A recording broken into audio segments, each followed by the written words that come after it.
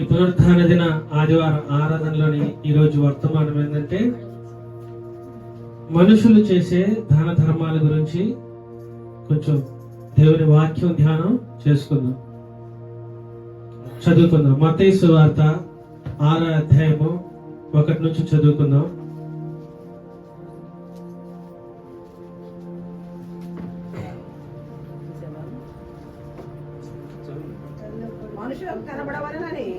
మనుషులకు కనపడవలనని వారి ఎదుట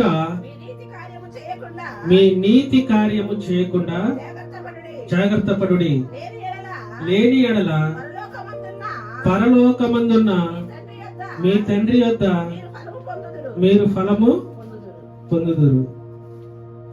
సరే, చాలు, తర్వాత చదువుకుందాం. స్తోత్రము స్తోత్రము స్తోత్రము స్తోత్రము నాయన, ప్రేమగల తండ్రి, నీ వందనాలు స్తోత్రాలు నా ప్రభా. ఈ రోజు పునరుత్థాన దిన ఆదివారం ఆరాధనలో నా ప్రభా, నీ వాక్యం ద్వారా మీరు మాతో మాట్లాడి అలా జీవించడానికి, అలా నడుచుకోవడానికి, మీ వాక్యాన్ని మేము తెలుసుకొని లోకంలో జీవించడానికి మీరు మాకు సహాయం తెచ్చామని, ఘనత మహిమ ప్రభావాలు మీరు మాత్రమే పొందుకోమని మా ప్రభు అయిన యేసు క్రీస్తు నామములో స్తుతించి ప్రార్థించి అడిగి వేడుకుంటున్నాము తండ్రి, ఆమేన్. సరే, వాక్యం ఏంటంటే మనుషులకి కనబడాలని దాన ధర్మాలు చేసే వాళ్ళ గురించి చెప్తున్నాడు. 6వ అధ్యాయం చదువుకుందాం.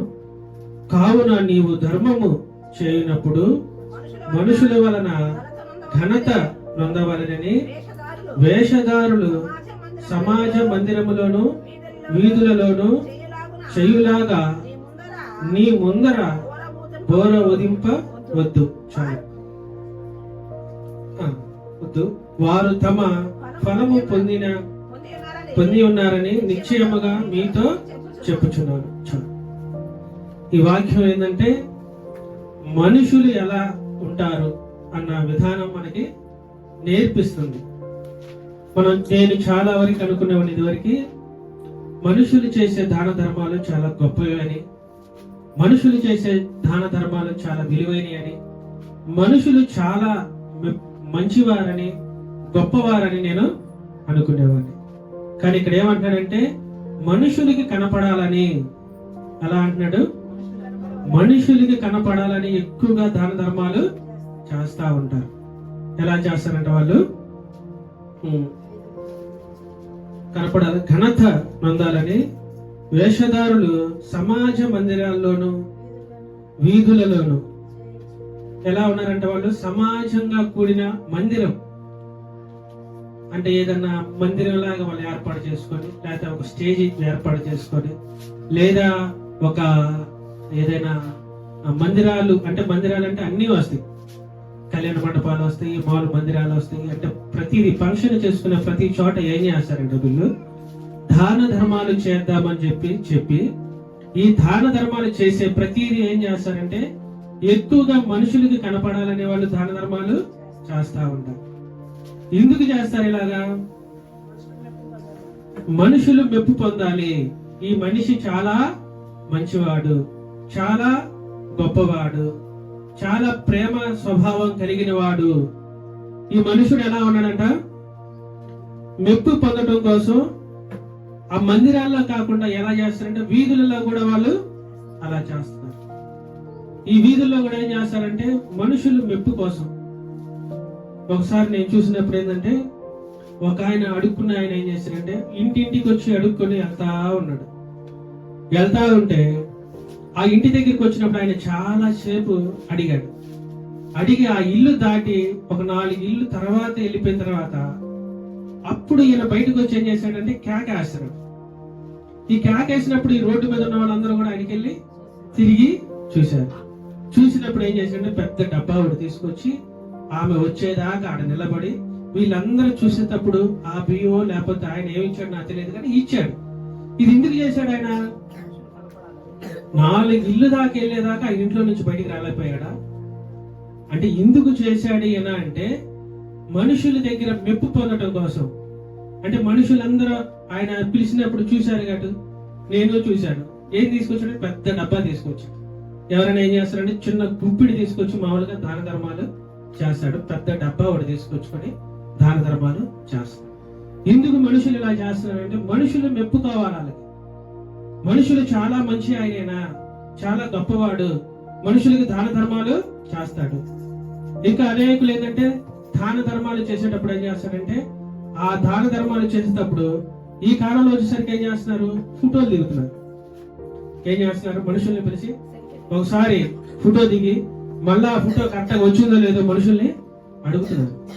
ఎందుకంటే ఆ ఫోటోని తీసుకొని ఆ వేరే వాళ్ళకి పంపించి మేము దాన ధర్మాలు చేస్తున్నామని మనుషులు మెప్పు పొందడం కోసం, లేదా మనుషుల దగ్గర డబ్బు పొందడం కోసం, లేదా ఇంకా అనేక విధాలైన ఆలోచనలు వాళ్ళ మనసులో ఉండి ఏం చేస్తున్నారంటే ఈ మనుషునికి ఇచ్చే దాన ధర్మాలు ఏం చేస్తున్నారు, వాళ్ళు ఫోటోలు దిగి కనపడేలాగా అందరికీ కూడా చెప్తున్నారు.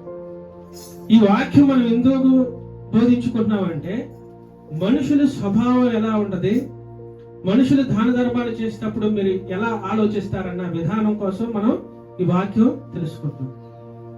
అందుకని మనుషులు అట్లా దాన ధర్మాలు చేసేటప్పుడు అలాగే ఏమంటున్నాడంటే మీరు ఇవన్నీ కూడా చేస్తున్నారు దాన ధర్మాలు, వీటి వల్ల మీరు ప్రయోజనం కూడా పొందుతారు ఖచ్చితంగా దేవుని వాక్యం చెబుతుంది. ఏం పొందుతారంటే వాళ్ళు ప్రయోజనం, అది కూడా ఎలా చెప్తున్నాడంటే నిశ్చయముగా చెప్పుచున్నాడు.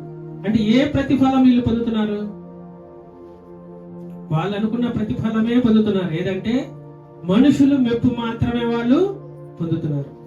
దేవుని మెప్పు అయితే వాళ్ళకి రాదు. ఎందుకు రాదు అంటే ఆయన స్వార్థపూరితమైన దాన ధర్మాలు చేస్తున్నాడు. ఈ స్వార్థంగా చేసే ప్రతిదీ కూడా దేవుడికి వర్తించదు. కేవలం అక్కడ వీధులలోనూ వారు తమ ఫలమును పొంది ఉన్నారని నిశ్చయముగా మీతో చెప్పుచున్నాను. ఇంకా ఖచ్చితం అనమాట. ఇక దానిలో వాళ్ళ ఫలం వాళ్ళు మెప్పు అనేది ఈ లోకంలో వాళ్ళు ఖచ్చితంగా పొందుతున్నారు. ఈ లోకంలో వాళ్ళు మెప్పు పొందుతున్నారు, ఈ లోకంలో వాళ్ళు అతిశయపడుతున్నారు, ఈ లోకంలో ఉండి వాళ్ళు గొప్పవారుగా వర్ణింపబడుతున్నారు. కానీ ఆయనకి ఏ ప్రతిఫలం కూడా దేవుని దగ్గర నుంచి దొరకదు, కానీ ఈ లోకంలో ఖచ్చితంగా అది దొరుకుతుంది. ఈ లోకంలో దొరుకుతుంది కాబట్టి వాళ్ళు ఇంకా ఇలాగే చెప్పుకుంటూ పోతే అదే సందర్భంలో కింద వచ్చిన చదవమ్మది మత్తయి సువార్త 6:5 అధ్యాయం చదువు. ఇలాంటి వాళ్ళు ఎలా ఉన్నారంటే మనుషులుగా ఉన్న వాళ్ళు ఏం చేస్తారంటే ఇలాంటి బహిరంగ సభల్లో బహిరంగంగా వీధుల్లో మెప్పు పొందడం కోసం వాళ్ళు చేస్తా ఉంటారు. కానీ దేవుని వాక్యం ఇంకొకళ్ళు కూడా హెచ్చరిస్తుంది మాట. ఏమైనా హెచ్చరిస్తుంది అంటే మనుషులు ఇదిగో ఇలా ఉంటారు, మీరు ఒకవేళ దేవుని నమ్ముకొని దేవుని సువార్త ప్రకటిస్తూ దేవుడికి ఎందు విశ్వాసం కలిగి ఉండి మీరు చేసే పనులు కూడా కొన్ని ఉన్నాయి, ఎలా ఉన్నాయి అన్నది దేవుని వాక్యం చదువమ్మా. మరియు మీరు ప్రార్థన చేయనప్పుడు వేషధారుల వలె ఉండవద్దు, మనుషులకు కనపడవలెనని సమాజ మందిరములోను వీధుల మూలల్లోనూ నిలిచి ప్రార్థన చేయుట వారికి ఇష్టము. వారు తమ ఫలము పొంది ఉన్నారని నిశ్చయముగా మీతో చెప్పుచున్నాను. ఇందాక దాకేంటంటే లోకంలో కనపడే మనుషుల గురించి, లోకంలో చూసే మెప్పుల గురించి ఉన్నాడు. కానీ దేవుని వాక్యం మరలా ఏం చెబుతుందంటే మనుషులుగా మీరు ఉన్నారు, దేవుని వాక్యం తెలుసున్నారు, కానీ మీరు కూడా ఏమైపోతున్నారంటే మీరు మనుషుల మెప్పు కోసం ఏం చేస్తున్నారు, వీధులలోను, ఇది కూడా సేమ్ ఇంకా అలాగే వీధులు అనుకోవచ్చు, సమాజ మందిరాలు అనుకోవచ్చు, సపరేట్ గా అనుకోవచ్చు. ఎందుకు ఈ మాట చెప్తున్నాడు ఆయన? మీరు ప్రార్థన చేసేటప్పుడు రహస్యంగా తలుపులు వేసుకున్నప్పుడు ప్రార్థన చేయాలి, కానీ వీధులలో మీరు ప్రార్థన చేయటం ఏంది? వీధులలో మీరు జనాలు మెప్పుల కోసం లేదా జనాలు ఏదో నా గురించి పెద్ద గొప్పవాడని చెప్పుకోవడం కోసం మీరు ఎందుకు అలా చేస్తున్నారు అన్నది ఏంటంటే వాళ్ళకి అది ఇష్టం. ఎందుకంటే వాళ్ళు కూడా జనాలు మెచ్చుకోవాలని ఏం చేస్తారంటే వీధులలో ప్రార్థన చేస్తారు. ఈ వీధులలో ప్రార్థన చేయడం నేనైతే తప్పు అని అన్నాం. ఎందుకంటే అక్కడ వాళ్ళకి ఆ ప్రార్థన అవసరత ఉంటే అది వీధి అవ్వచ్చు, సమాజ మందిరాలు అవ్వచ్చు, ఏ పరిస్థితుల్లో మనం ఉన్నా కానీ వాళ్ళకి ప్రార్థన చేయొచ్చు. కానీ వీళ్ళేం చేస్తారని నాకు వచ్చిన ఆలోచన, వీధుల్లోమో ప్రార్థన చేస్తారు, ఇంట్లో వచ్చేమో కొనుక్కుంటారు. నువ్వు చేయాల్సిన ప్రార్థన ఇంట్లో కూడా నువ్వు చేయొచ్చుగా. అంటే ఇంట్లో చేస్తే నువ్వు దేవుడు మెప్పు పొందుతుకుంటావు కదా. కానీ ఇంట్లో చేయడానికి ఆయన పెద్ద ఇష్టపడాడు, కానీ వీధులలో చేయడానికి ప్రార్థన ఆయన ఎక్కువగా ఇష్టపడతాడు. ఎందుకు ఇష్టపడతాడంటే ఆయనకు కూడా మెప్పు కావాలి ఈ లోకంలో. ఈయన చాలా ప్రార్థన పరుడు, ఈయన ప్రార్థన అన్ని చోట్ల ఎక్కడున్నా కానీ ప్రార్థన చేస్తాడు. అంటే చెయ్యకూడదని కాదు, చెయ్యొచ్చు. కానీ నువ్వు ఎలా అయితే వీధుల్లో అంత శ్రద్ధగా నువ్వు ప్రార్థన చేస్తున్నావో నీ ఇంట్లో కూడా నువ్వు ప్రార్థన అలాగే చేయొచ్చు. నువ్వు ఇంట్లో ఏ స్వార్థం లేకుండా ప్రార్థన చేసినప్పుడు దేవుడు ఏంటంటే రహస్యంగా ఉన్న నీ దేవుడు నీకు ప్రతిఫలం ఇస్తాడు. అందుకని ఏమంటాడంటే ఈ మనుషులు ఎలా ప్రవర్తిస్తారన్న విధానాన్ని మనం తెలుసుకుంటున్నాం. ఈ మనుషులు ప్రవర్తించే విధానాలు ఏంటంటే ఇంకా మనం చెప్పుకోవాలంటే ఈ వాక్యాన్ని చదివి మనం సమాజాన్ని చూసినప్పుడు సమాజం వేరుగా కనపడుతుంది. వాళ్ళు చేసే పనులు గాని, స్టేజీల మీద వాళ్ళు చేసే దాన ధర్మాలు గాని, మనుషుల పట్ల చూపించే ప్రేమ గాని, వీటన్నిటిని మనం వాక్యం చదివి తర్వాత అవి మనకు బహిరంగంగా కనపడ్డప్పుడు మనకు అదంతా కొత్తగా కనపడుతుంది. అంటే లోకం నుంచి మనం నువ్వు వేరే పోవాలంటారు చూసారా, అలాగా కనపడుతుంది. ఇదివరకు చూసే చూపు వేరుగా ఉంది, ఇదివరకు వాళ్ళు ఎలా ఆలోచిస్తారన్న ఆ విధానం వేరుగా ఉంది. ఇప్పుడు మనం చూసే విధానం గాని, ఆలోచించే విధానం గాని వేరుగా ఉంది. అంటే మనుషులు దేనికోసం చేస్తారండి? ఇవన్నీ కూడా మెప్పు కోసం చేస్తారు. వాస్తవానికి మనం ఏమనుకుంటామంటే వీళ్ళందరూ మనుషుల పట్ల అబ్బా ఎంత ప్రేమ కలిగి ఉన్నారు. ఏమనుకుంటాం మనం? మనిషి పట్ల వీళ్ళు ఎంత ప్రేమ కలిగి ఉన్నారు, వీళ్ళు మనిషికి సహాయం చేయడానికి వీళ్ళకి ఎంత ప్రేమ ఉంది, వాళ్ళ మీద ఎంత అభిమానం ఉంది, వాళ్ళ మీద ఇంకా వెనలేని కార్యక్రమాలు ఉన్నాయి కాబట్టి వాళ్ళు ఎక్కడి నుంచో ఇక్కడ దాకా వచ్చి వాళ్ళ మీద ప్రేమ చూపించి వాళ్ళకి కావాల్సిన అవసరాలన్నీ తీర్చుకుంటున్నారని మనం అనుకుంటాం. కానీ దేవుని వాక్యం ఏం చెప్తుందంటే, చదువు 1 కొరింథీయులకు రాసిన పత్రిక 13వ అధ్యాయము 3వ వచనం చదువు.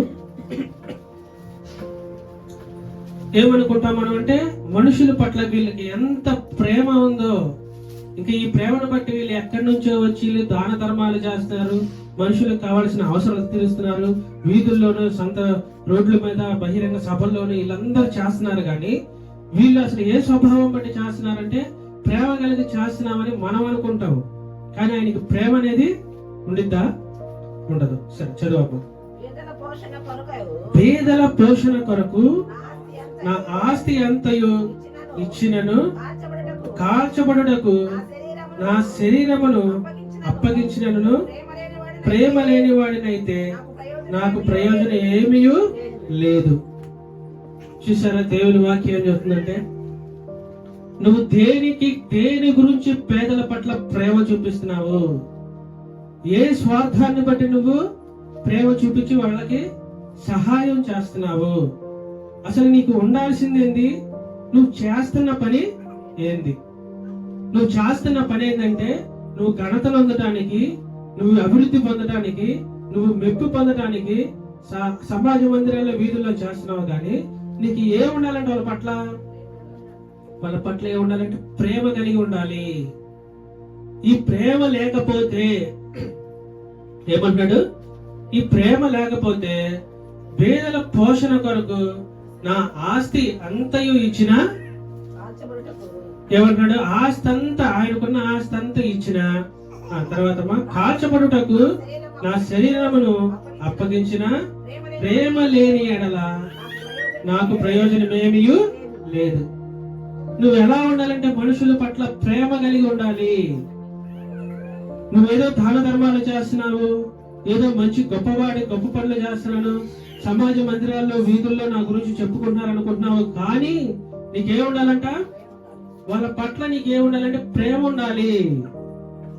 ఈ ప్రేమ కనుక నీకు లేకపోతే నీకున్న ఆస్తి అంతా కూడా వాళ్ళకి దాన ధర్మాలు చేసినా వ్యర్థమే. నీ ఒళ్ళంతా వాళ్ళ కొరకు కాల్చబడిన, అంటే నలగొట్టబడిన, వాళ్ళ కోసం నువ్వు శ్రమించిన, వాళ్ళ కోసం నువ్వు ఒళ్ళుని చితక కొట్టుకున్నా, వాళ్ళ కోసం నువ్వు ఎంత ప్రయాసపడ్డా సరే వాళ్ళ పట్ల నీకు ప్రేమ లేకపోతే నీకు ఏ ప్రయోజనం కూడా ఉండదు. ఇక ఏ ప్రయోజనం లేనప్పుడు నువ్వు ఎందుకు చేస్తున్నావు ఏంటంటే ఈ లోక ఘనత కోసం నువ్వు చేస్తావు. ఈ లోక ఘనత నీకు అవసరం అనుకొని చేస్తున్నావు. కానీ ఈ లోక ఘనత కోసం కనుక నువ్వు చేస్తే నీకు ఏ ప్రయోజనం కూడా ఉండదు. మనుషుల పట్ల ప్రేమ కలిగి ఉండాలి. మనుషుల పట్ల ఏమి ఉండాలి? ప్రేమ కలిగి ఉండాలి. ఒకళ్ళ పట్ల ఒకళ్ళ ప్రేమ కలిగి ఉండాలి. నీకు ప్రేమే లేదు, నువ్వు కులాల వారీగా మనుషుల్ని విభజించేస్తున్నావు, మతాల వారీగా మనుషుల్ని విభజించేస్తున్నావు, ప్రాంతాల వారీగా మనుషుల్ని విభజించేస్తున్నావు, ఆస్తి పాత్రలు పట్టుకొని ఇల్లు వాకిళ్ళు బట్టి మనుషుల్ని గౌరవిస్తున్నావు, విభజించేస్తున్నావు. ఇన్ని విభజనలు ఇస్తా నువ్వు సమాజాల్లో ఎంత కుళ్ళు కృతంతాలతో నువ్వు బతుకుతా ఏం చేస్తున్నావంటే దాన ధర్మాలు చేస్తే నీకు ఏ ప్రయోజనం ఉండదయ్యా అని దేవుని వాక్యం చెప్తుంది. నువ్వు ఎలా ఉండాలంటే ప్రేమ కలిగి ఉండాలి. ఎవరి పట్ల ప్రేమ కలిగి ఉండాలి? వాళ్ళు ఏ స్థితిలో ఉన్నా కానీ నీకు ప్రేమ కలగాలి. ఏ స్థితిలో ఉన్న వాళ్ళని నువ్వు మనిషిగా చూడగలగాలి.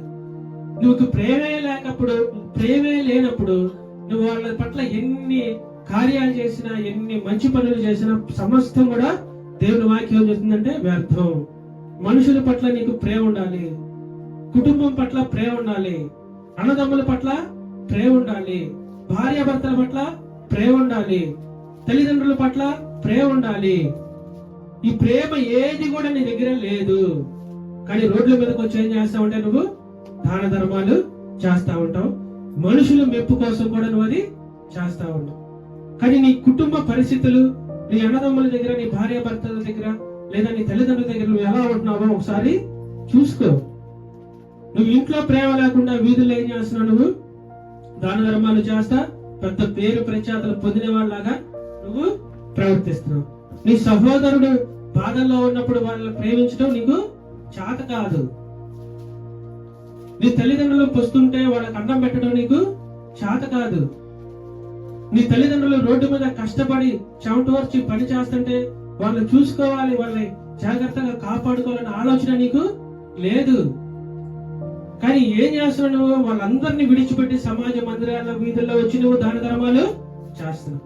ఏ ప్రయోజనం కోసం చేస్తున్నావు అంటే మనుషుల మెప్పు కోసం నువ్వు చేస్తున్నావు. మనకు కావాల్సింది ఏంటంటే మనుషుల మెప్పు కాదు. దేవుని వాక్యం ఏం చెప్తుందంటే నువ్వు పేదల పట్ల ఎలా ఉండాలంటే, సరే చదవమ్మా, మత్తయి సువార్త 6వ అధ్యాయము 3వ వచనం చదువు. మనం ఎలా ఉండాలంటే నువ్వు ప్రేమ కలిగి ఉండాలి. నువ్వు ప్రేమ కలిగి లేనప్పుడు నువ్వు ఎన్ని చేసినా కూడా వ్యర్థమే. సరే చదవమ్మా. నీవైతే ధర్మము చేయనప్పుడు నీ ధర్మము రహస్యముగా నుండు నిమిత్తము నీ కుడి చెయ్యి చేయునది నీ ఎడమ చేతికి తెలియకుండా వలెను. అట్లయితే రహస్యమందు చూచు నీ తండ్రి నీకు ప్రతిఫలము ఇచ్చును. మనం ఎలా ఉండాలంట? మనం ఎవరికైనా సహాయం చేసేటప్పుడు అంటే మనం ఆలోచిస్తే ఎలా ఉంటదంటే, అసలు ఈ చేతితో చేసే సహాయము ఈ చేతికి తెలియకుండా ఉంటుందా అంటే తెలిసిద్ది కానీ ఈ సహాయం ఏంటంటే ఒకసారి మనం చేసినప్పుడు మరలా దాన్ని జ్ఞాపకం తెచ్చుకోకూడదు. అంటే జ్ఞాపకం తెచ్చుకున్నావంటే నీ శరీర భాగంలో ఉన్న ఇంకో చేతికి తెలిసినట్లే, లేదా నీ శరీర అవయవాలకి తెలిసినట్లే. ఇలా తెలియకోకుండా ఏమన్నారంట, ఈ చేతితో చేసే సహాయం ఈ చేతికే తెలియకూడదు. అంటే సహాయం చేసేటప్పుడు ఎందుకు తెలియదంటే కొన్నిసార్లు తెలిసిద్ది, కానీ ఆ సహాయాన్ని మనం జ్ఞాపకం పెట్టుకోకూడదు. నేను నీకు పలానప్పుడు పలానా సహాయం చేశా కదా, నీకు ఆపదలో ఉన్నప్పుడు నేను పలానా సహాయం ఆదుకున్నా కదా అని మరలా మనం వాళ్ళ దగ్గర మనం జ్ఞాపకం తెచ్చుకోకూడదు. తెచ్చుకున్నావంటే ఏంటంటే నీకు నువ్వు చేసిన సహాయం చేసినట్లే తెలిసినట్టే, ఇంకా వేరే చేతికి తెలిసినట్టే. అట్లయితే నీకు ఏ ప్రతిఫలం కూడా రాదు. ఇంకే ప్రతిఫలం రానప్పుడు నువ్వు సహాయం దేవుడి దగ్గర చేయడం ఉపయోగం ఉందా? దేవుడు వాక్యానుసారంగా నువ్వు సహాయం చేయాలి కానీ దేవుడికి అనుకూలంగా నువ్వు సహాయం చేయాలి కానీ నీ అవసరాల కోసం, నీ మెప్పు కోసం, నీ హోదా కోసం నువ్వు సహాయం చేస్తే నీకు ఏ ప్రతిఫలం కూడా దొరకదు. అందుకని మనుషుల మెప్పు కోసం కాదు, కానీ మనం సహాయం చేసేటప్పుడు ఎలా ఉండాలంటే మనం ప్రతిఫలం అనుభవించడానికి, అంటే దేవుడి దగ్గర మనం ప్రతిఫలం ఇవ్వడానికి కోసం మనం సహాయం చేయాలి. ఇప్పుడు మనం ఇందాక చెప్పుకున్నాం కదా, భార్య పట్ల, తల్లిదండ్రుల పట్ల, అన్నదమ్ముల పట్ల ఈ సహాయాలు ఇవి కూడా మనం ఇతరులకు బహిరంగంగా కనపడేలాగా మనం చెయ్యం. అందుకని ఈ సహాయాలు చేయకోకుండా వాళ్ళు ఏం చేస్తారంటే వీధుల్లో చేసే సహాయాలు మాత్రం వాళ్ళు చేస్తారు. అందుకని మనం ఏ సహాయం చేయాలంటే రహస్యముగా, అంటే మరలా దాన్ని జ్ఞాపకం చేసుకోకుండా ఒకసారి సహాయం చేసి మనం వాటిని వదిలేయాలి. ఇలా వదిలేసినప్పుడే ఏమవుతుందంటే మనకి ప్రతిఫలం దొరుకుతుంది. ఇంకా అలా కాకుండా నేను ఒకప్పుడు ఫలానా మా తమ్ముడికి నేను సహాయం చేశాను, ఈ రోజు వాడు గొప్పవాడిగా ఉన్నాడు, కానీ ఈ రోజు నా పరిస్థితి బాగాపోతే ఆయన నాకు ఏ సహాయం కూడా చెయ్యట్లేదని ఆయన మీద నువ్వు నిందలు వేయకూడదు.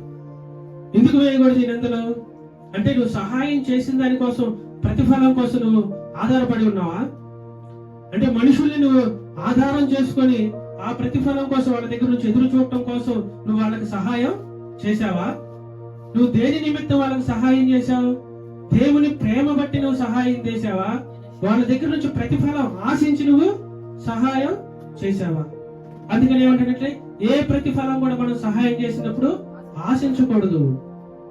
దేవుని ప్రేరణ బట్టి, దేవుడిచ్చిన ప్రేరేపణ బట్టి మనం వాళ్ళకి సహాయం చేస్తున్నాం, కానీ ప్రతిఫలం ఆశించేటప్పుడు, ప్రతిఫలం పొందటం కోసం నువ్వు సహాయం చేయడం కోసం ఎదురు చూసావంటే నీకు ఏ ప్రతిఫలం కూడా దొరకదు.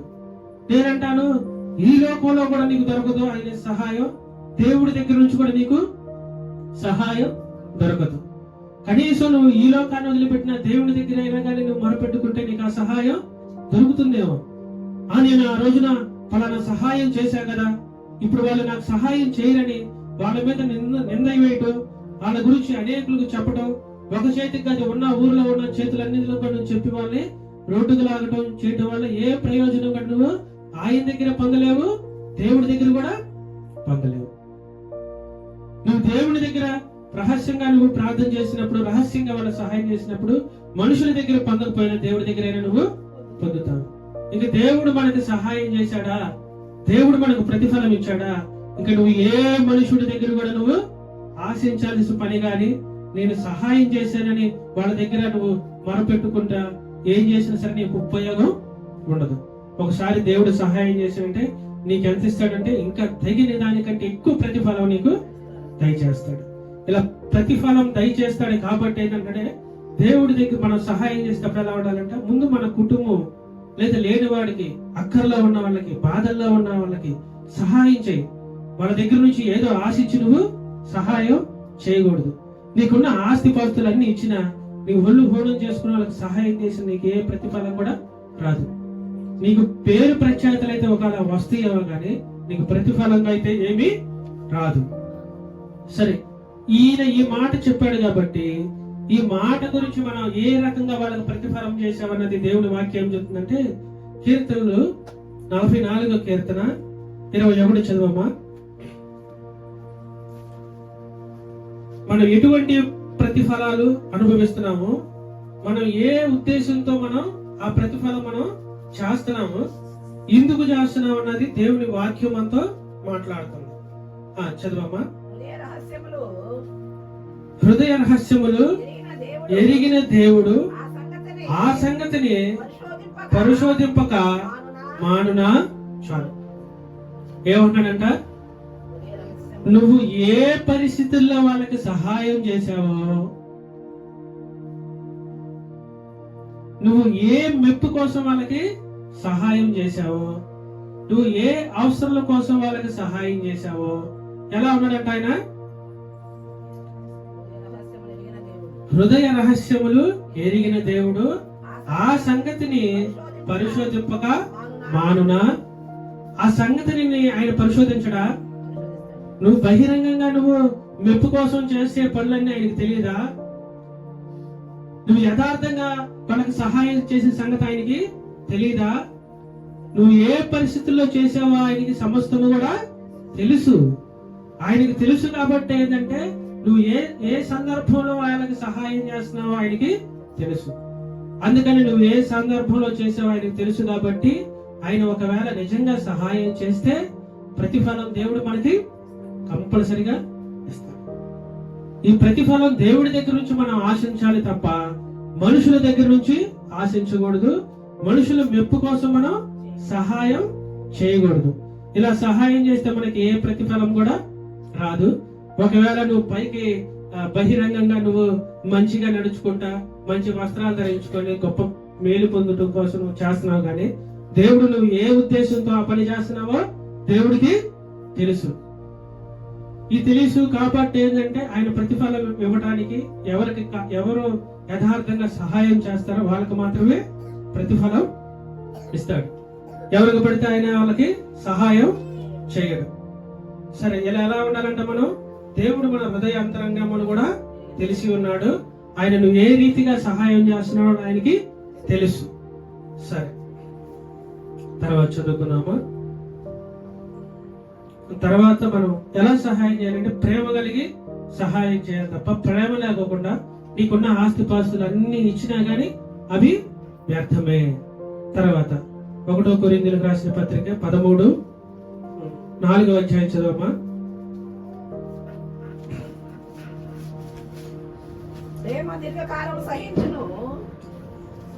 ప్రేమ దీర్ఘకాలము సహించును, దయచూపును, ప్రేమ మత్సరపడదు, ప్రేమ డంబరముగా ప్రవర్తించదు, అది ఉప్పొంగదు, అమర్యాదగా నడవదు, సప్రయోజనములను విచారించుకొనదు, త్వరగా కోపపడదు, అపకారమును మనస్సులో ఉంచుకొనదు, దుర్నీతి విషయమై సంతోషపడక సత్యమందు సంతోషించును, అన్నిటికీ తాలుకొనును, అన్నిటినీ నమ్మును, అన్నిటినీ నిరీక్షించును, అన్నిటినీ ఓర్చును.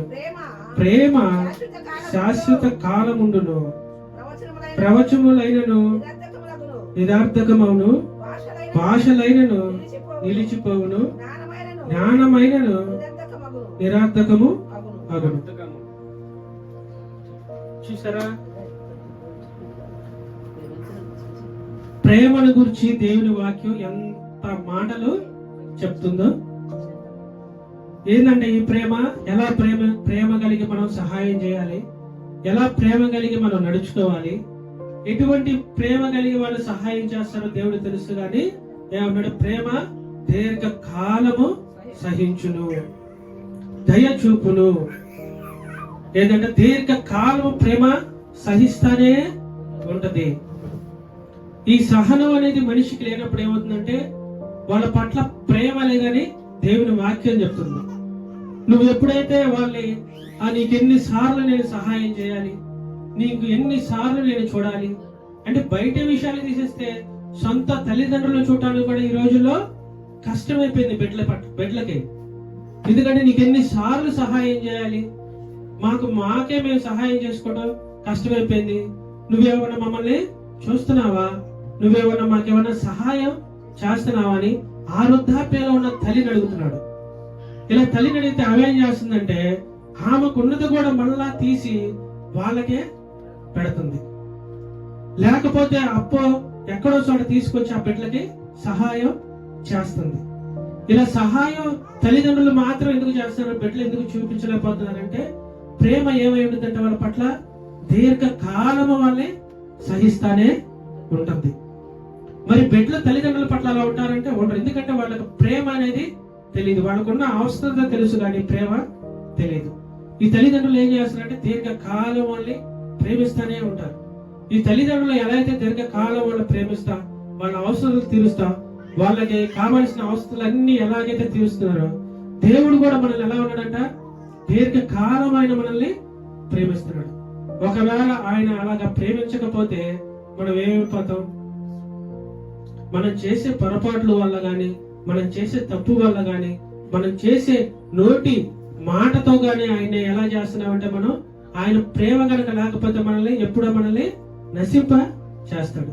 ఆయన ప్రేమ కూడా ఎలా ఉందంట, దీర్ఘకాలమైన ప్రేమ ఉంది. దయచూపును, ప్రేమ మత్సరపడదు, ప్రేమ డంబరముగా ప్రవర్తించదు, అది ఉప్పొంగదు. ఏంటంటే ఈ ప్రేమ దేని గురించి కూడా గొప్పపడదు, గొప్పగా ఉండదు, దేని గురించి కూడా మెప్పు కోసం ఆశించదు, ఎవరి దగ్గర కూడా మెప్పు పొందాలని ఆయన ఆశించాడు. ఆ ప్రేమ ఏంటంటే ఉప్పొంగిస్తారు కొంతమంది. ప్రేమ ప్రేమ చెప్పి ఏం చేస్తారంటే, అబ్బా నువ్వు నాకు దేవుడు లాగా ఉన్నావయ్యా, సరైన సమయానికి సరైన అవసరతలు నాకు తీర్చావని ఏం చేస్తారు, ఆయన్ని ఉప్పొంగిస్తారు. ఈయన కనుక అట్లా ఉప్పొంగారు అనుకో, మరలా ఆ వ్యక్తి ఏమంటాడు, నువ్వు ఎప్పుడైనా నాకేమన్నా సహాయం చేసావా? ఏది ఈయనే ఉప్పొంగిపోయేటప్పుడు మరలా ఈయన పరిస్థితి బాగా ఒకవేళ ఉండి సహాయం చేయలేకపోతే అంటే మరలా వీళ్ళు ఏం చేస్తున్నారు, వాళ్ళని దూషిస్తున్నారు. అందుకని ఉప్పొంగే వాళ్ళలాగా మనం ఉండకూడదు. ఇప్పుడు ఉప్పొంగేలాగా ఉండాలంటే మనుషులు ప్రేమ ఎంతలోకి వస్తుంది, ఎంతలా కనపడి అంతలా మాయమైపోతుంది. ఇప్పుడేగా ప్రేమగా మాట్లాడాడు, అప్పుడే కోపం చూపిస్తున్నాడు కానీ ఒక మాట మనం అంటే చాలు వాళ్ళ ఉన్న కోపం బయటికి వచ్చేస్తుంది. ఎందుకు వస్తుంది అంటే ఇలాగ కోపం వాళ్ళకి ఏంది, ఉప్పొంగిపోయే మనస్తత్వం ఉంది. అందుకని దేవుని పట్ల కూడా మనం ఉప్పొంగే వాళ్ళలాగా, ఎవరి పట్ల కూడా మనం నువ్వు దేవుడి లాగా సహాయం చేసావు, ఎవరి పట్ల కూడా నువ్వు వాళ్ళ మీద ప్రేమ చూపించి కనికరం చూపించి అబ్బాయికి నా అంతటో లేడానికి నువ్వు ఉప్పొంగిపోయి 10 మందికి చెప్పుకొని ఉత్సాహపడ్డావు అంటే మరలా వాడి నీ పేరు నాశనం చేస్తాడు. దేవుడైతే నిన్ను పొగిడినప్పుడు నువ్వు ఉప్పొంగిపోయావో మళ్ళీ వాడి నిన్ను దూషిస్తాడు. ప్రేమ ఎలా ఉంటుందంటే దీర్ఘ కాలము సహిస్తుంది, అమర్యాదగా నడవదు, సప్రయోజనములు విచారించకూడదు. ఏదంట, అమర్యాదగా నడవదు. ఈ ప్రేమ ఎలా ఉండదంట, ఎవరి పట్ల కూడా అమర్యాదగా నడవదు, అందరి పట్ల ఒకే సమానత్వం చూపిస్తుంది. తర్వాత స్వప్రయోజనములు విచారించదు. ఏదంటే స్వప్రయోజనాల కోసం కూడా విచారించదు. ఇంకా మనం దేవుని ప్రేమను బట్టి మనం చేసాం గాని మనకేదో మెప్పు వస్తుంది, మనకేదో సహాయం వస్తుంది, మనం ఇప్పుడు సహాయం చేస్తే కదా మరలా మనకు సహాయం వస్తుందని వాళ్ళు ఆశించరు.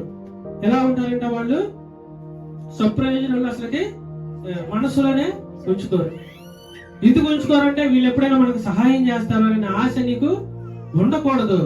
నీకు సహాయం చేసేవాడు దేవుడు గాని మనుషుల పట్ల నువ్వు సహాయం కోసం ఎదురు చూడకూడదు. దేవుడు వాళ్ళ మనసులో మారిస్తేనే నీకు సహాయం జరుగుతుంది కానీ వాళ్ళంతటా వాళ్ళకి సహాయం చేయాలంటే ఏ మనుషుడు కూడా సహాయం చేయడానికి రాదు. ఎందుకంటే దేవుని ప్రేమ వాళ్ళలో ఉండదు. అలాగే త్వరగా కోపపడదు, అపకారమును మనసులో ఉంచుకోదు. ఎలా ఉంటుందంటే ఇది త్వరగా కోపపడదు. ఊరుకూరుకునే కోపం చాలా మందికి మనుషుల పట్ల కోపాలు వచ్చేస్తా ఉంటాయి. ప్రేమ కలిగి ఉన్న వాళ్ళకి కోపం వస్తుందా? రాదు. వచ్చినా ఎలా వస్తుందంటే ఎప్పుడో ఒకసారి కోపం ఎలా వస్తుందంట, ఎప్పుడో ఒకసారి వాళ్ళకి కోపం వస్తుంది. ఈ కోపం విషయం జ్ఞాపకం చేసుకున్నప్పుడు నాకు 2 విషయాలు గుర్తుకొచ్చినాయి. మా తాత మా నాన్న పట్ల ఎప్పుడు కూడా కోపపడేవాడు కాదంట. ఎలా ఉన్నాడంట, ఆయన కోపపడేవాడు కాదు. మాకు చిన్నతనంలో మాకు ఇట్లాంటి విషయాలు చెప్పినవి గుర్తుకొచ్చింది. ఆయన ఎన్నడూ కూడా కోపపడలేదట. ఇంకా ఆయన ప్రేమ ఇచ్చాడు కాబట్టి ఆ పిల్లలకి ఆ ప్రేమ కలిగి ఏం చేసినట్టు ఆయన వీళ్ళు పొస్తుండే ఆయనకి ఆహారం పెట్టేవాడంట. ఈ ఆహారం పెట్టి ఒకే ఒకసారి ఆయన కోపడ్డాడు. అంటే మంచం మీద బుడ్డి ఏదో పెట్టుకున్నారంట. ఆ మంచం మీద ఆయన చిన్నప్పుడు పాటలు పాడుకుంటా ఆ మంచంలో ఆడుకుంటా ఉంటే ఆ బుడ్డి కదులుతా ఉందంట. ఆయన అంటున్నాడంట, అరే ఎర్రోడా ఆ బుడ్డి పడిపోతుంది కదల మాకు అంటే ఈయన అనుకోకుండా ఆ పాటలో పడిపోయి ఏం చేశాడు, ఆ బుడ్డిని పడేశాడంట. పడేసినప్పుడు కోపడంగానే మంచం మీద నుంచి లేచి పరిగెత్తి బయటపడ్డాడంట. ఆ ఒక్క సందర్భమే మాకు తెలిసిన విషయంలో మా తాత మా నాన్న మీద కోపపడింది. ఇంకా ఇలా ప్రేమ గురించి మాట్లాడినప్పుడు ఇంకొక విషయం జ్ఞాపకం వచ్చింది. ఏంటంటే ఆ జ్ఞాపకం, మా పెదనాన్న మా నాన్న వీళ్ళిద్దరు ఎలా ఉండేవాళ్ళంటే ప్రేమ కలిగి ఉండేవాళ్ళు. ఇదంతా మేము చూసాం. వాళ్ళ ఇంట్లో గొడవ పడ్డప్పుడు మా పెద్దమ్మ ఇంటికి వచ్చినప్పుడు మా పెద్దమ్మతో పాటు మా పెదనాన్న ఇంటికి వచ్చేవాడు. ఇంటికి వస్తే మా నాన్న అనేవాడు, నువ్వు మర్యాదగా ఇంట్లో నుంచి వెళ్ళిపో, నువ్వు ఇక్కడ గొడవ చేస్తే మాత్రం బాగుండదని చెప్పగలే ఏమే నువ్వు వాడి చేత నన్ను మాట అనిపిస్తావా? వాడు నా ఎంగిలి పాలు తాగినోడు నన్ను మాట అంటాడా? సరే అని చెప్పి కోప్పడి గబగబా వెళ్ళిపోయేవాడు. మేమనుకునేవాడు ఇంక ఈయన రాడేమో, వీరిద్దరూ మాట్లాడుకున్నాడు అనుకుంటే పొద్దున్నే లేచి వచ్చేవాడు మళ్ళీ ఆయన ఇంటికి. ఈయన ఏమనేవాడు కాదు, ఆయన కూడా మనసులో పెట్టుకునేవాడు కాదు. ఇందుకు వీళ్ళకి ఒక చిన్న మాట అనుకుంటేనే మనుషులు అంత విభేదం వచ్చేసి అంత అసూయ పడిపోతున్నారు. ఒక ప్రేమ కలిగి అన్నదమ్ముల పట్ల లేని ఈ లోకంలో పొద్దున్నే వచ్చేవాడు ఆయన. లేక వస్తే ఈయన ఏం మాట్లాడేవాడు కాదు, ఆయన ఏం మాట్లాడుకునేవాడు కాదు. మా ఇంటి దగ్గరికి వచ్చి చక్కగా ఉండి వెళ్ళేవాడు. ఈ ప్రేమ ఎలా వచ్చిందంటే, చిన్నతనంలో ఆయనకి జరిగిన సందర్భం ఏంటంటే, వాళ్ళ ఇల్లు తగలబడిపోతుందంట. ఇల్లు అక్కడ ఉన్న ఇల్లులు అప్పుడు పూరిల్లుగా ఉండేవి. ఈ పూరిల్లు తగలబడిపోతున్నాయి. ఇలా తగలబడే సమయంలో ఏం చేసిందంటే మా నాయనమ్మ ఆ ఇంట్లో ఆ పిల్లోని ఉయ్యాల్లో వదిలేసి ఆమె గబా ఆమె ప్రాణం కాపాడుకోవడానికి బయటకు వచ్చేసింది. అంటే పిల్లోని మర్చిపోయి వచ్చి ఉండేది. వాస్తవానికి ఏ బిడ్డను కూడా పాగొట్టుకోదు కదా. ఈ పిల్లోని పాగొట్టుకోకుండా ఆమె ఏం చేసిందంటే ఉయ్యాల్లో ఉన్న సంగతి మర్చిపోయి బయటికి వచ్చేసింది. ఈ బయటకు వచ్చేసినాక కేకలేస్తుందంట, అరే లోపల ఉయ్యాల్లో ఎర్రడున్నాడ్రా, అరే ఉయ్యాల్లో ఎర్రడున్నాడ్రా అని అందరినీ తెలియ చూస్తుంటే ఆమెకి సహాయం చేయడానికి ఎవ్వరు కూడా రావట్లేదు. నేను అనుకున్నాను ఏమే అరుస్తుంది, ఎందుకని ఏమే వెళ్ళొచ్చు కదా అనుకునేవాడు చిన్నప్పుడు. ఏం వెళ్ళడానికి ఏమైందంటే ఏమా కుంటిది. ఆ మంటల్లోకి వెళ్ళి మళ్ళీ ఆ బిడ్డని తెచ్చుకునే అంత శక్తి గాని బలం గాని పరిగెత్తే విధానంగా నడిచే విధానంగా నా దగ్గర లేక అవేం చేస్తుంది, కేకలు వేస్తుంది, ఎవరన్నా కాపాడతారేమో అని. ఈ కాపాడతారేమో అన్న ఆ కేకలు వేసినప్పుడు ఏం చేశారంటే, వాళ్ళన్న ఇప్పుడు ఏదైతే తిట్టి ఇంటికి పంపించాడో ఆ అన్న చిన్నతనంలో అక్కడ నిలబడి ఆ ఉయ్యాల్లో ఉన్న తమ్ముడు కోసం ఆ మంటల్లో మరి చనిపోతానా లేదా కాలిపోతానా అని తెలియకోకుండా ఏం చేశాడు, అసలు ఇంకా పరుగెత్తుకుంటూ వెళ్ళి ఆయన ఉయ్యాల నుంచి కాపాడుకొని తీసుకొచ్చాడు బయటికి. ఇప్పుడు ఈ వాక్యం చదువుతున్నప్పుడు ఈ మాట నాకు ఎందుకు గుర్తొచ్చిందంటే, ఆయన ఏమి ఆశించుకోకుండా ఆ పని చేశాడు. మనుషుల మెప్పు కోసం చేశాడా, వాళ్ళ తమ్ముడు ఆయన చూస్తాడని చేశాడా, లేదా ఆ తల్లిని మెప్పుల కోసం, లేదా అక్కడ ఉన్న వాళ్ళందరూ హీరోయిజం చూపించుకోవడం కోసం ఆయన ప్రాణాలు అర్పించి వెళ్ళాడా అంటే కాదు. ఆయన ఏం చేశాడంటే ఆ బిడ్డ పట్ల ఉన్న ప్రేమ, ఆ తమ్ముని పట్ల ఉన్న ప్రేమ, ఆయన్ని కాపాడాలనే ఉద్దేశం ఒకటే తప్ప ఎవరి మెప్పు కోసం కాదు, ఎవరి ఆలోచనల గొప్పతనం కోసం అయినా చేయించదు. ఇది దేవుని వాక్యం. ఎందుకు ఇలా ఈ మాట మీకు ఎందుకు జ్ఞాపకం చేస్తున్నానంటే, ఆ ఉయ్యాల నుంచి కాపాడిన ఆయన వీరిద్దరు ఎలా ఉన్నారంటే దీర్ఘకాలము ప్రేమ కలిగి ఉన్నారు. ఏ రోజు కూడా వీళ్ళు ద్వేషించుకోవటం గాని అసహించుకోవటం గాని, ఒకళ్ళ ఇంటికి ఒకళ్ళు వెళ్ళకపోవటం గాని, ఒకళ్ళ పట్ల ఒకళ్ళు దూషించుకోవటం గాని ఎప్పుడు కూడా వాళ్ళ మధ్య జరగలేదు. ఆఖరికి ఆయన చనిపోయినప్పుడు కూడా, ఎప్పుడు ఆయన చనిపోయినప్పుడు కూడా ఏదైతే ఈ పిల్లవాడు కాపాడబడ్డ ఈ పిల్లవాడో వాళ్ళ తమ్ముడు సమస్తం కూడా ఆయనకి చేశాడు. ఎందుకు చేశాడు? ఏదైనా ఆశించి చేశాడా? వాళ్ళ దగ్గర ఆస్తి పాస్తులు వస్తాయని చేశాడా? వాళ్ళ దగ్గర ఇంకేదైనా మెప్పు పొందడం కోసం ఆయన చేశాడా? ఎందుకంటే మనం ఎప్పుడైతే యథార్థంగా ఒక మనిషిని ప్రేమిస్తామో ఆ ప్రేమ వాళ్ళకి ఎలా ఉండదంట, దీర్ఘకాలం కూడా వాళ్ళ మధ్య ఉంటది. వాళ్ళు చనిపోయినా కూడా ఆ ప్రేమ ఉంటది. అందుకని ఏమంటాడంటే, ప్రేమ మనకి ఎవరికైనా చూపించినప్పుడు అది శాశ్వతంగా నిలిచి ఉంటది. ఇప్పుడు మనం మాట్లాడుకునే ఇద్దరు గాని లేదా వాళ్ళమ్మ గాని ఎవ్వరు కూడా ఇక్కడ లేరు. కానీ ఎందుకు మనం జ్ఞాపకం చేసుకుంటున్నామంటే అది ప్రేమతో చేసిన పనులు కాబట్టి దీర్ఘకాలం అది నిలిచి ఉంటది. ఇలా దీర్ఘకాలం నిలిచి ఉండే ప్రేమ మన పట్ల ఉండాలి. కానీ ఒకళ్ళ పట్ల ఒకళ్ళు మోసం చేసుకునే తత్వం, ఆస్తి కోసం అన్నను మోసం చేసే తత్వం, తల్లిదండ్రులు మోసం చేయడం కోసం వాళ్ళ మీద ప్రేమ చూపించి ఆస్తులు రాపించుకునే తత్వం, ఇటువంటి ఎన్ని ఏంటంటే లోకంలో సంబంధించిన విషయాలు, లోకానుసారంగా జీవించే మనుషులు చేసే పనులు. ఈ దేవుని వాక్యం ఏం చెప్తుందంటే నీ ప్రేమ యథార్థంగా ఉండాలి. ఆ ప్రేమ యథార్థంగా ఉన్నప్పుడు జీవిత కాలం ఉంటది. జీవిత కాలమే కాకుండా మనుషుల పైన ప్రేమ చూపిస్తూ ఉంటుంది. ఈ ప్రేమ అన్నది అంతం అనేది లేదు. ఎలా ఉంటదంటే ఈ ప్రేమ ఎప్పుడు కూడా నిలిచి ఉంటది. తర్వాత చదువమ్మా. దుర్నీతి విషయమై సంతోషపడక సత్యమందు సంతోషించును. ఏంటంట, ఒకళ్ళు ఏం చేస్తారంటే చేసే పని దుర్నీతికి సంబంధించింది. కానీ ఈ పనులన్నీ చేసి ఏం చేస్తారంటే వాళ్ళు స్వార్థం కోసం ఈ పనులన్నీ చేసి సంతోషపడతారంట. ఎలా ఉన్నారు వీళ్ళు? మనుషులు ఎలా ఉన్నారు? ఏ పనులు చేస్తున్నారు వీళ్ళు? దుర్నీతి విషయం.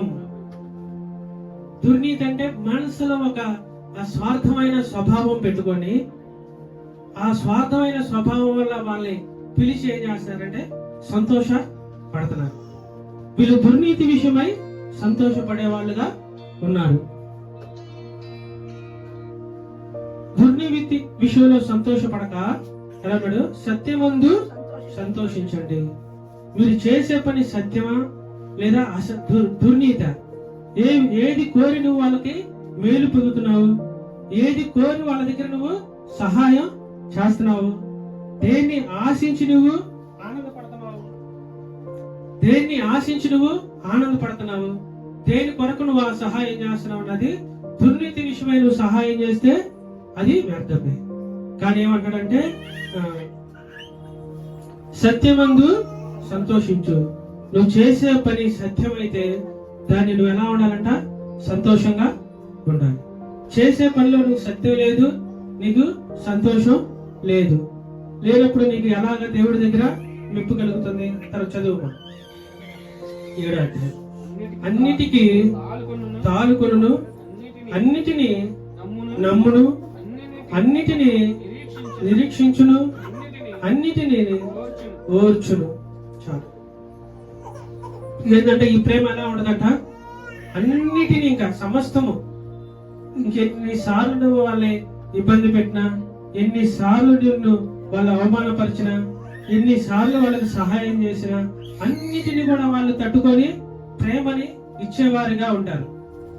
ఇలాగ ప్రేమని ఇచ్చేవాళ్ళు ఎవరున్నారు? ఈ ప్రేమని ఉదాహరణకి ఆ మాట చదువు. మత్తయి సువార్త 26:49-50 చదువు. ఈ ప్రేమ ఎలా ఉంటుందంట? అన్నిటినీ సహనముతో తట్టుకొని ఉంటది. ఇంకన్నిటిని అంటే ఇంకా ఇప్పుడు ఈ వాక్యం మనకు చెప్తుంది. చూడండి, చదువమ్మా. 26:49.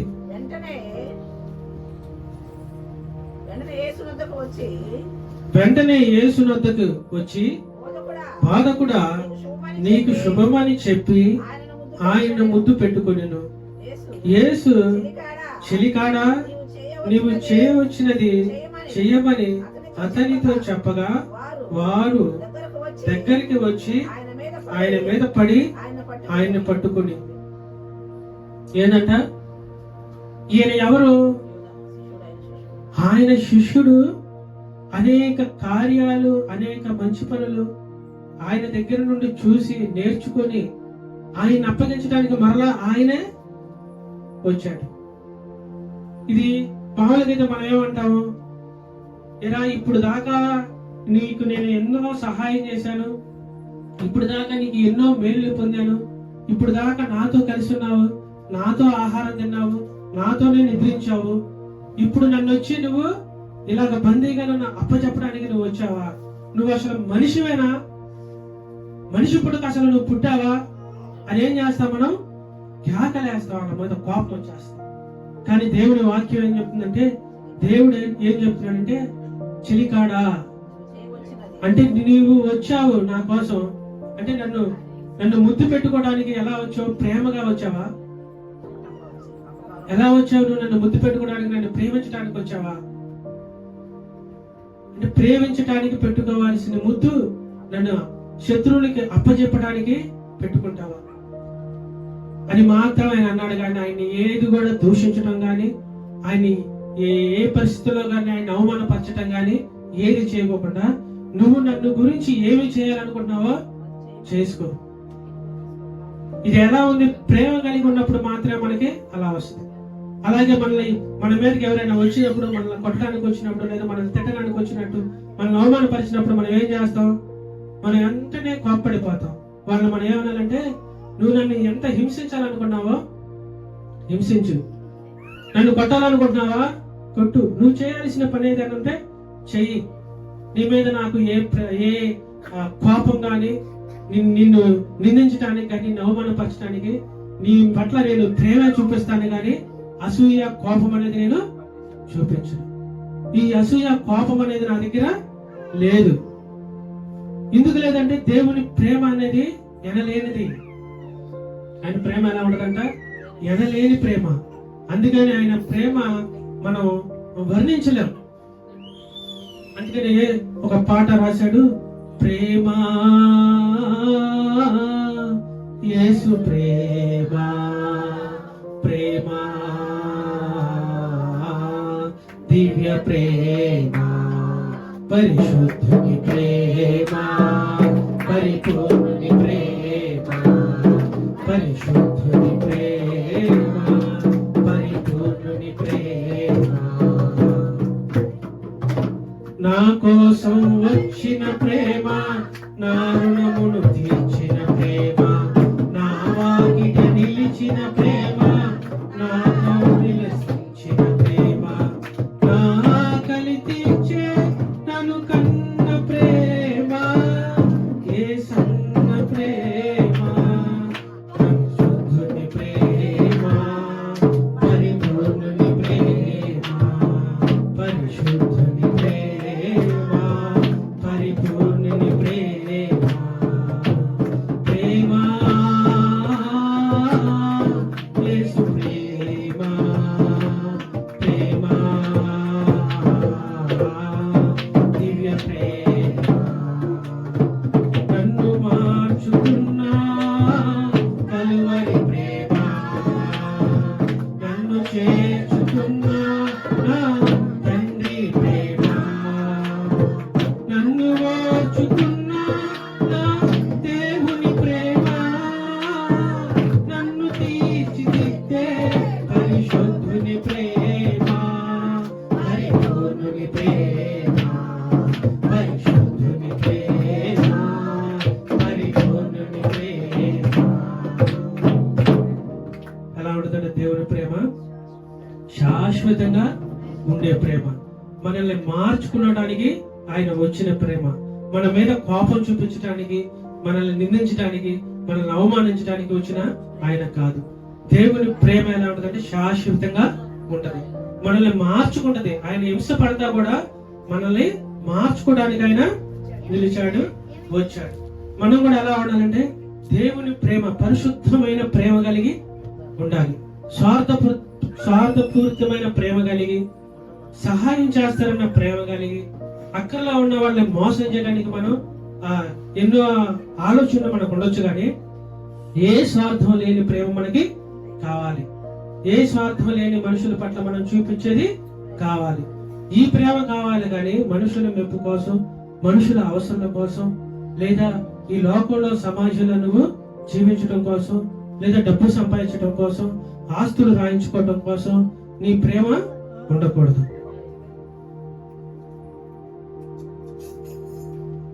మన ప్రేమ ఎలా ఉండాలంటే ఏ స్వార్థం లేని దేవుని ప్రేమ అయి ఉండాలి. అందుకని ఆయన వచ్చి, అయ్యా నన్ను అప్పగించడానికి నువ్వు ముద్దు పెట్టావా, ప్రేమించడానికి పట్టాల్సిన ముద్దు అప్పగించడానికి పెట్టావా అన్నాడు.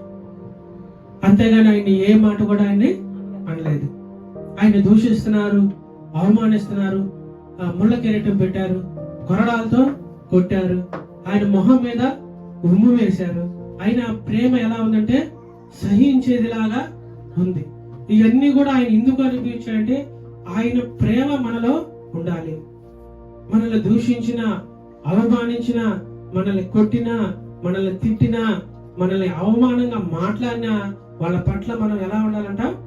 ప్రేమ కలిగి మాత్రమే ఉండాలి. ఈ వేషధారణ ప్రేమలో కాదు, గొప్పలు మెప్పులు పొందే ప్రేమలో కాదు. దేవుని ప్రేమ కలిగి, దేవుడు ఎలా అయితే మనుషుల్ని ప్రేమించాడో మనుషులను కూడా మనం ఒకళ్ళొకళ్ళలాగా ప్రేమించే మనసు కలిగి ఉండాలి. ఈ ప్రేమ లేనప్పుడు ఏమవుతుందంటే నీకున్న ఆస్తి పాస్తులు అంతా కూడా ఇచ్చినా వ్యర్థమే. ఈ ప్రేమ లేనప్పుడు ఏంటంటే ఆ పలానా వాళ్ళు మా బంధువులు, పలానా వాళ్ళు మా ఇంటిపేట వాళ్ళు, లేదా పలానా వాళ్ళు మా కులస్తులు, పలానా వాళ్ళని నువ్వు ఎన్ని విధాలుగా వాళ్ళ గురించి నువ్వు చెప్పుకున్న ఏది కూడా వ్యర్థమే. ఎందుకంటే మీ పట్ల ఏమి లేదు, ప్రేమ లేదు. ఒకవేళ ప్రేమ ఉన్న ఏ ప్రేమ ఉన్నది? స్వార్థమైన ప్రేమ ఉంది. నలుగురు మెప్పు పొందే ప్రేమ ఉంది. నిజాయితీ గల ప్రేమ కలిగి మనం ఉండాలి. ఏటిని కూడా ఆశించుకోకుండా మనం ఎలా ఉండాలంటే దేవుని ప్రేమను కలిగి ఒకళ్ళు ప్రేమించే మనస్తత్వం కలిగి మనం ఉండాలి. కానీ స్వార్థపూరితమైన ప్రేమను కలిగి కానీ స్వార్థాన్ని ఆశించి కానీ మనం ఉంటే నీకు ఈ లోకంలో ఏ ప్రయోజనం ఉండదు, పరలోకం ఉన్న దేవుడి దగ్గర నుంచి కూడా నీకు ఏ ప్రయోజనం ఉండదు. ఈ వాక్యం మనకి ఈ వారం దేవుడు మనల్ని బోధించి మనకి చెప్పి మనం కొన్ని విషయాలు మనుషులు ఎలా ప్రేమిస్తారు, దేవుడు ఎలా ప్రేమిస్తాడు, ఏ ప్రేమ కలిగి మనం ఉండాలని దేవుని వాక్యం అంతా మాట్లాడింది మన మనసులో ఉంచుకొని అలా నడుచుకోవడానికి మనం, అలా జీవించడానికి మనం సిద్ధపడి ఉండాలని దేవుని వాక్యం అంతా చెప్తుంది. సరే, చిన్న ప్రార్థన చేసుకొని ముగించుకుందాం. స్తోత్రము స్తోత్రము స్తోత్రము స్తోత్రము స్తోత్రము నాయన, ప్రేమగల తండ్రి, నీ వందనాలు స్తోత్రాలు నా ప్రభా. ఈ రోజు పునరుద్ధాన దిన ఆదివారం ఆరాధనలో నా ప్రభా, అయ్యా నీ వాక్యం ద్వారా మీరు మాతో మాట్లాడిన విధానాన్ని బట్టి నీ వందనాలు స్తోత్రాలు నా ప్రభా. అయ్యా ఏ ప్రేమ మనుషులు చూపిస్తున్నారు? కపటమైన ప్రేమ, స్వార్థమైన ప్రేమ, మెప్పు పొందే ప్రేమ, ఏ ప్రేమతో మనుషులు జీవిస్తున్నారు? అయ్యా మేము ఏ ప్రేమతో నిన్ను ఆరాధించాలి, ఏ ప్రేమతో మనుషుల పట్ల మేము ప్రేమ చూపించాలన్న విషయాలు మీరు మాతో మాట్లాడిన విధానాన్ని బట్టి నీ వందనాలు స్తోత్రాలు నా ప్రభా. అయ్యా నీ ప్రేమ కలిగి మేము నడుచుకోవడానికి, నీ అంత ప్రేమ కలిగి నా ప్రభా మేము మార్పు పొందడానికి సహాయం తెచ్చండి. మా ఎడల నా ప్రభా ఒకవేళ అంతటి ప్రేమ లేకపోతే నా ప్రభా నీ మాటల ద్వారా, నీ వాక్యం ద్వారా నా ప్రభా మేము ప్రేమ కలిగి అందరి పట్ల జీవించడానికి సహాయం తెచ్చండి. నీ అంత ఓర్పును మాకు సహాయం తెచ్చండి. నీ అంత ప్రేమని మాకు సహాయం తెచ్చండి.